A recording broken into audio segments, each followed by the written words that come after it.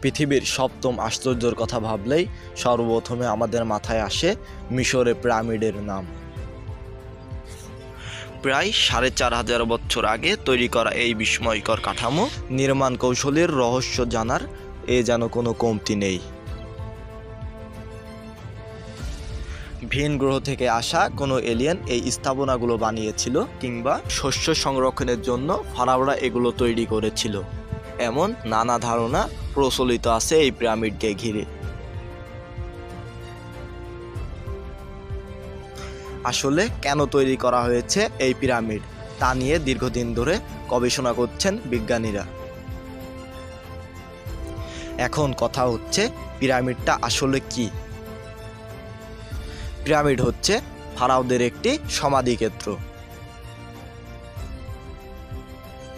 প্রাচীন মিশরের শাসনকর্তা ফারাওদের মৃত্যুর পরে এই বিশাল সমাধিক্ষেত্রে সমাহিত করা হতো।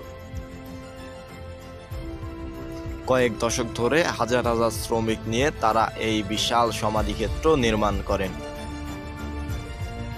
কিন্তু এইখানে প্রশ্ন আসে, কেন ফারাওরা এই নির্মাণের পেছনে এত সময় এবং অর্থ ব্যয় করছে? মূলত প্রাচীন মিশরীয় সমাজে পরকালের ধারণা প্রচলিত ছিল।